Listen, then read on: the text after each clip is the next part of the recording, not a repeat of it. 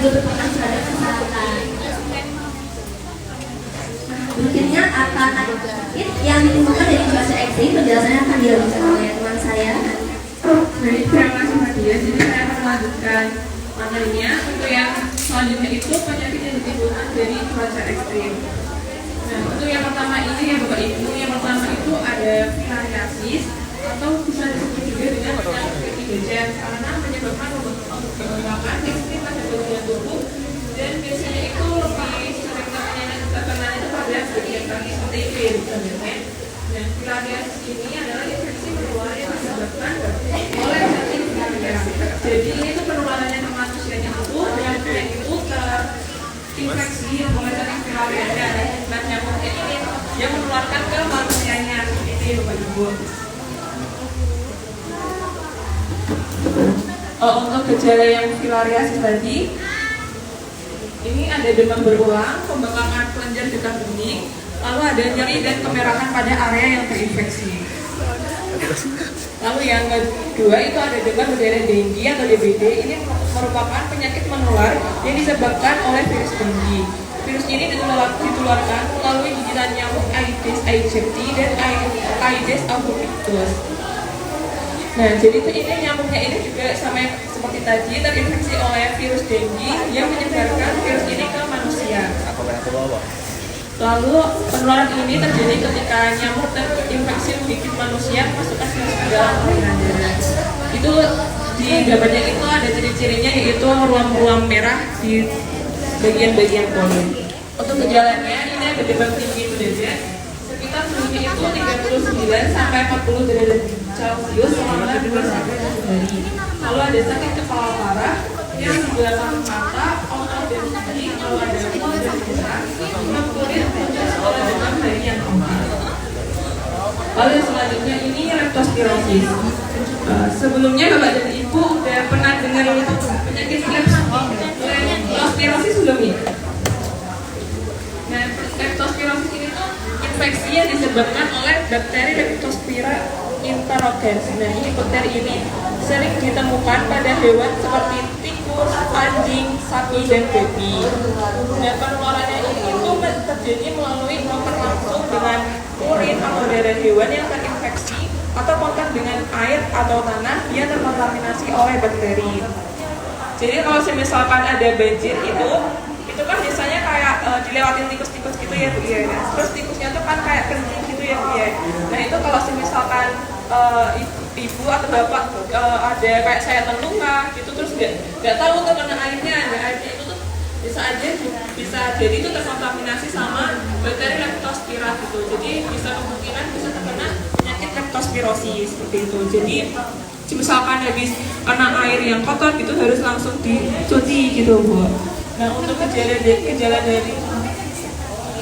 gejala leptospirosis ini ada demam tinggi, sakit kepala, nyeri otot, mual dan muntah, diare, ruam kulit dan mata merah. Gitu. Nah ini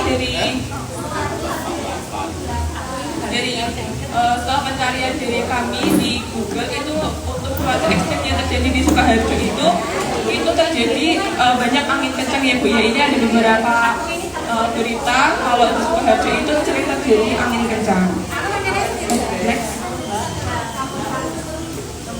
Nah, jadi bencana cuaca ekstrim itu kita tuh ada pencegahan penyakit akibat dari cuaca ekstrimnya dan pengendalian resiko bencananya dari akibat cuaca ekstrimnya tersebut. Nah, materi ini nanti dijelaskan oleh teman saya Iben.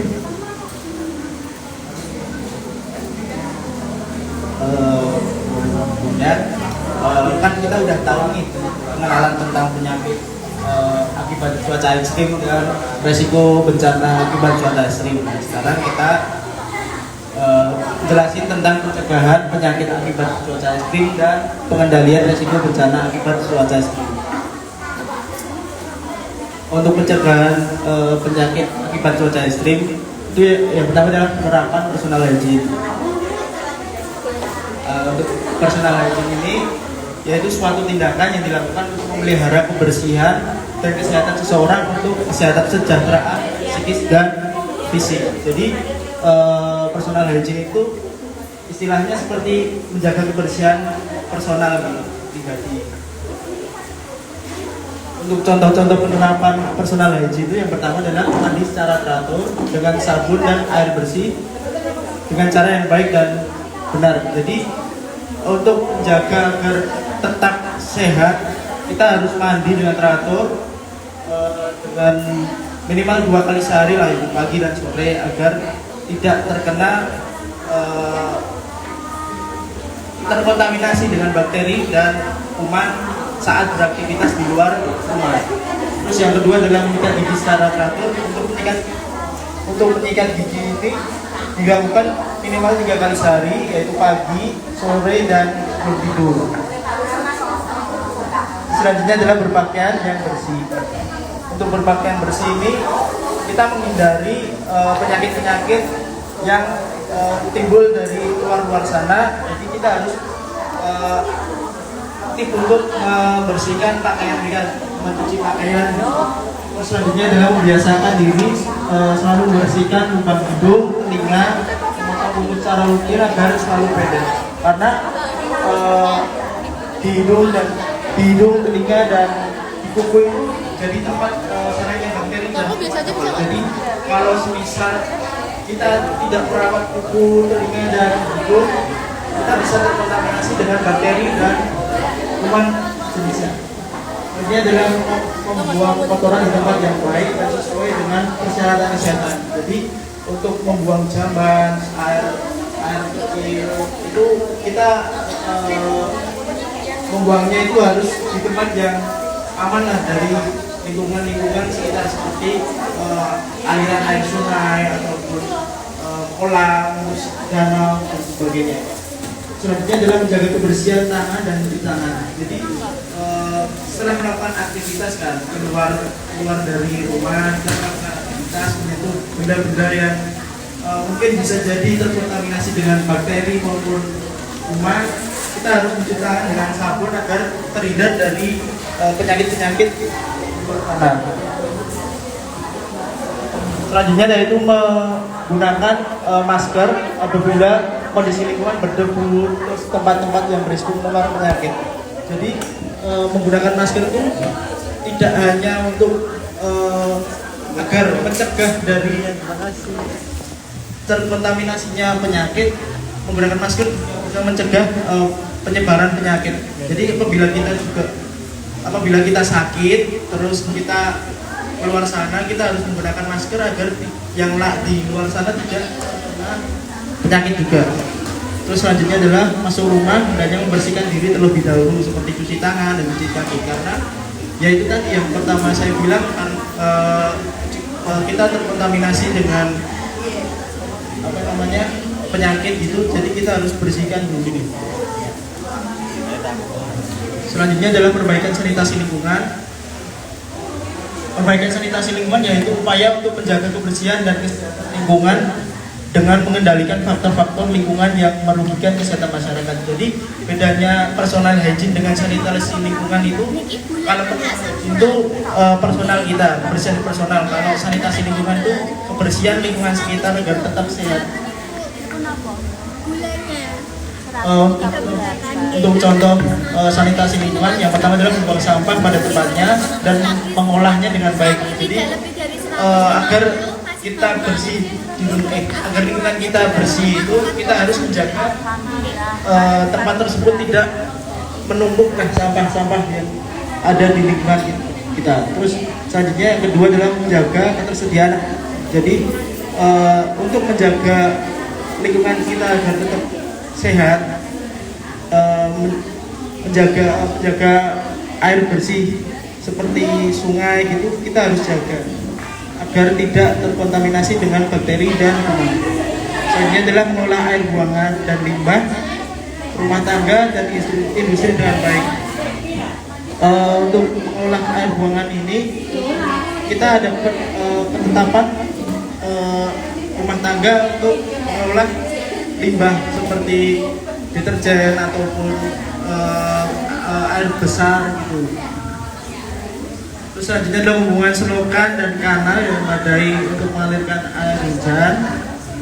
Selanjutnya adalah mengolah limbah buangan dengan cara menggunakan kembali air yang didaur ulang. Terus selanjutnya adalah membersihkan kamar mandi dan toilet secara rutin. Jadi di toilet itu kan juga bisa lah terkontaminasi dengan kuman ataupun bakteri, maka kita harus membersihkan juga agar kita tetap sehat gitu. Selanjutnya adalah menghindari menumpuknya sampah. Seperti yang dikatakan nomor 1 tadi, agar kita tetap sehat dan tidak terkontaminasi dengan bakteri, jangan biarkan lingkungan sekitar itu menumpuk sampahnya. Selanjutnya adalah pengendalian risiko bencana akibat ekstrim. Yang pertama adalah angin kencang. Untuk pertama angin kencang itu sebenarnya adalah pendidikan dan kesadaran. Masyarakat harus sadar, masyarakat harus memahami tanda-tanda angin kencang dan cara penanganannya, termasuk mengikuti perkiraan cuaca. Biasanya ini bisa diisi oleh BKSB ataupun BPBD Kota Sukoharjo. Kedua adalah persiapan sebelum bencana, yaitu menyusun rencana evakuasi dan lokasi yang aman untuk berlindung serta mempersiapkan barang-barang penting. Selanjutnya adalah tindakan saat bencana, yaitu segera masuk ke dalam bangunan yang aman, menutup semua jendela dan pintu, serta mematikan aliran listrik untuk mencegah konsleting. Untuk ini juga jangan sampai kita berteduh di pohon karena bisa tumbang dan mengenai kita. Untuk pasca bencana ya, dulu memastikan keselamatan anggota keluarga, memberikan pertolongan darurat jika diperlukan, dan melaporkan kerusakan kepada pihak yang berwenang. Selanjutnya adalah banjir. Untuk saat evakuasi, amankan rumah ketika masih bersedia waktu. Amankan perabot di luar rumah. Barang yang lebih berharga diletakkan pada bagian lebih tinggi di dalam rumah, seperti TV ataupun alat elektronik yang lainnya. Yang kedua adalah mematikan listrik. Saat bencana gitu kita harus mematikan listrik agar tidak terkena konsleting. Terus selanjutnya adalah tindakan saat bencana. Apabila Anda harus keluar rumah, jangan berjalan di air. Jadi kita harus berjalan di pijakan-pijakan yang tidak tergenang oleh air. Terus gunakan tongkat ataupun sejenisnya untuk mengecek di depan apakah ada benda-benda yang tidak diinginkan, terus ataupun ada sorotan. Terus selanjutnya adalah pasca bencana. Bersihkan kotoran dan sisa-sisa kotoran setelah banjir. Berhati-hati pada bangunan, tembok, gedung yang rapuh akibat banjir. Waspada terhadap potensi tersengat listrik dari benda-benda di sekitar yang telah terendam banjir.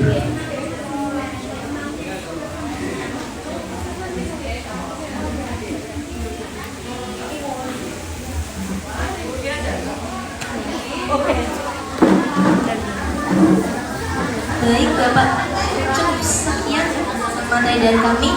Sebelum itu Bapak dan Ibu dimohon untuk mengisi post test terlebih dahulu ya, untuk evaluasi kami. Bisa dibantu Pak Mustafa. Setelah tadi kan yang sebelum ya, jadi evaluasinya itu ada dua ya, yang sebelum sama sesudah.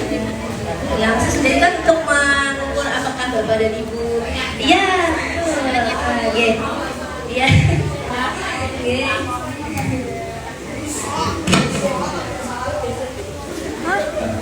Dimohon untuk menguasai untuk mengisikan poster.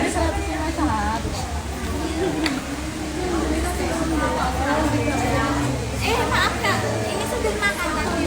Udah ini. BDS sama apa? BDS.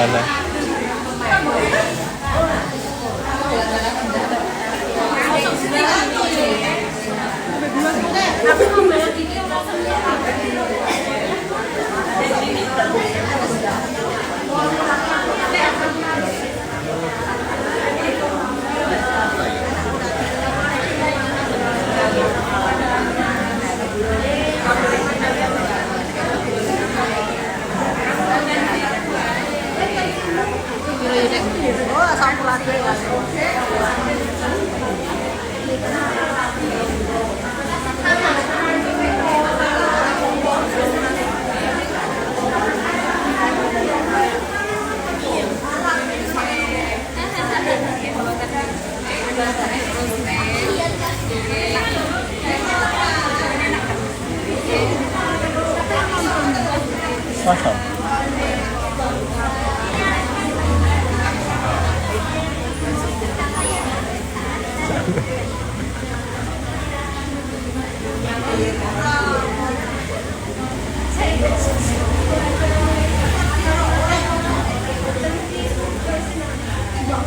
Hadiah, hadiah.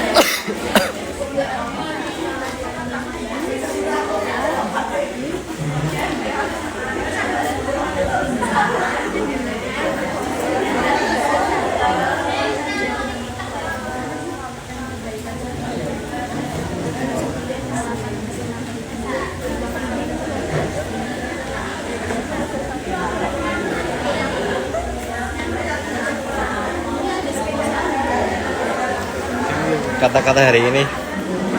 Hari ini sangatlah menyenangkan. Tetaplah semangat. Walaupun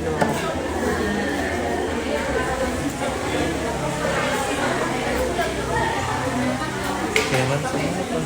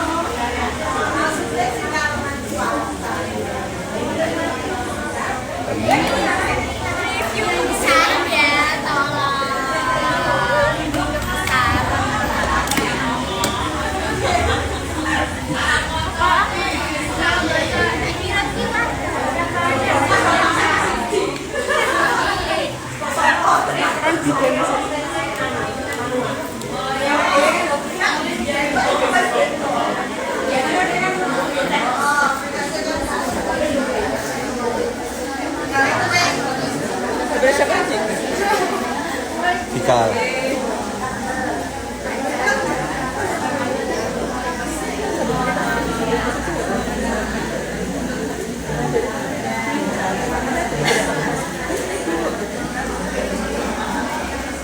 Baik Bapak dan Ibu, sebelumnya ini kan tadi kita udah menyampaikan materi ya. Nah ini kita ada kuis nih Bu, nanti yang bisa jawab dapat hadiah menarik dari kita, hadiah kenang-kenangan ya. Iya, yuk cut. Oke, yuk. Dari pertanyaan dan dua pertanyaan ya Bapak Ibu. Yang pertama yang bisa jawab nanti angkat tangan ya. Pertanyaannya, Bapak dan Ibu bisa minta tolong sebutkan contoh dari personal hygiene. Salah satu contohnya. Ya. Ya. Pakaiannya ini Ya. Ya. Udah nggak apa-apa, udah bisa. Ya oke. Iya. Makasih Bu. Ya.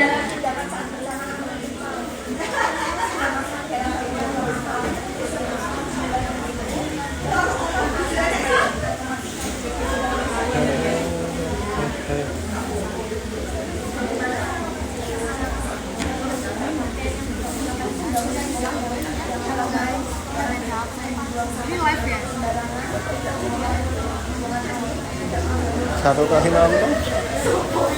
Untuk pertanyaan kedua, ya, untuk pertanyaan kedua, Bapak dan Ibu ada yang bisa menyebutkan penyakit akibat bencana, penyakit akibat cuaca ekstrim? 3 penyakit tadi. Yang lain, siapa? Apa? Boleh terus sebutkan 3 penyakit yang disebabkan oleh cuaca ekstrim. Tadi yang disebutkan tadi.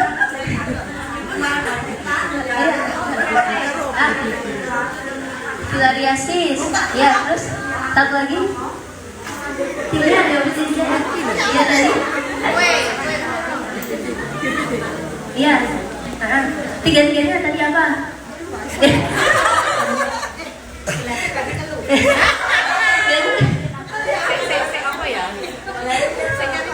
Ada yang bisa jawab? Tadi tiga-tiganya penyakitnya? Tadi ada apa? Tadi filariasis sudah, DBD. Satu lagi yang tadi dari tikus.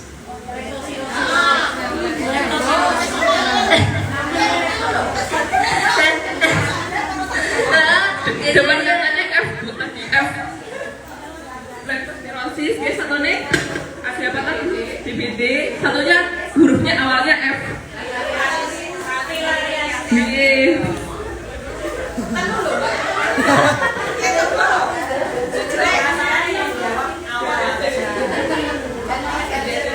Dikasih ke yang jawab awal aja nggak apa-apa. Kalau kantor dewi ya enggak.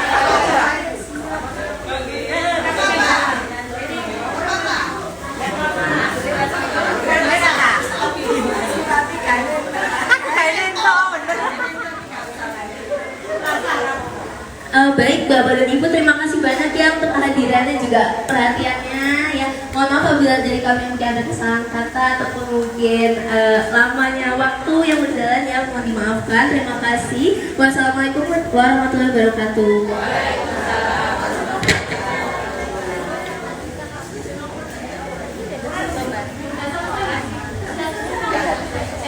Ada foto nggak? Foto.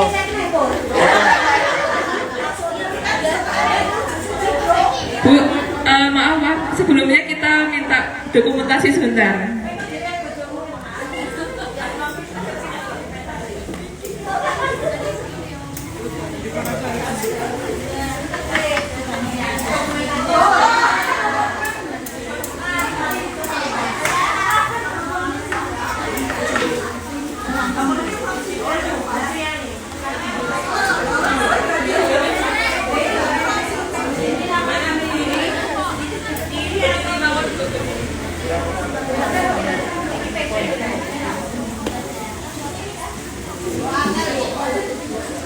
Pegel sih. Belum ada.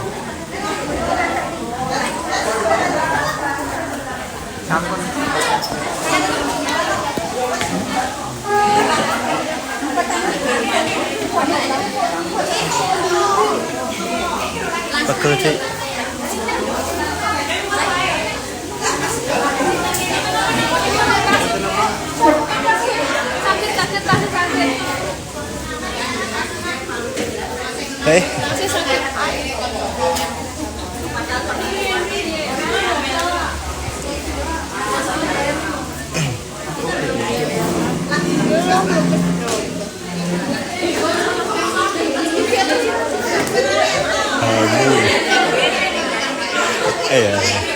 Hansa.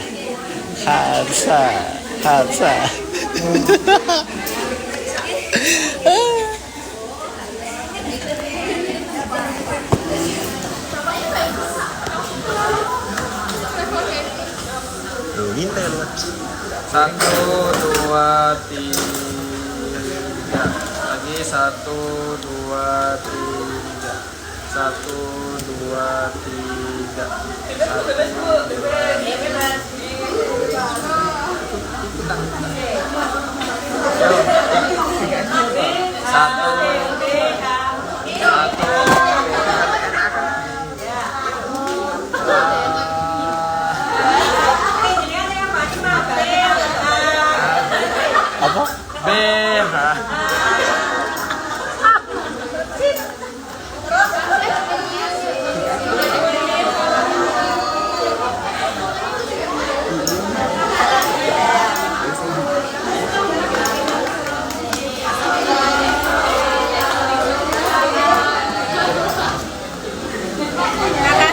Yeay.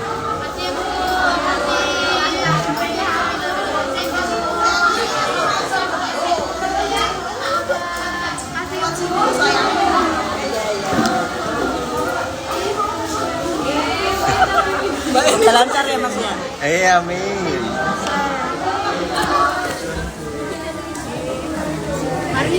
Bu.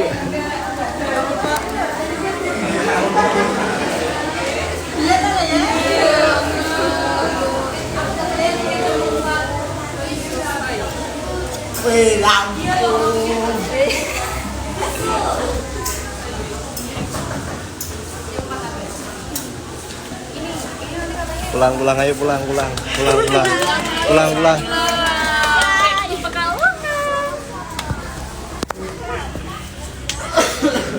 Live. Iya, ini live. Kirain video biasa. Ini live. Gak ada yang nonton ya? Iya. Live di sini itu, nanti live di sini. Iya. Tapi kan di sini, ada di sini gimana nonton? Ya nonton diri sendiri. Ikut gabung aja Kak, gabung live bareng. Aku bet banget nanti. Sudah cut. Foto saya katanya. Selesai teman-teman. Selesai teman-teman. Terima kasih sudah menonton.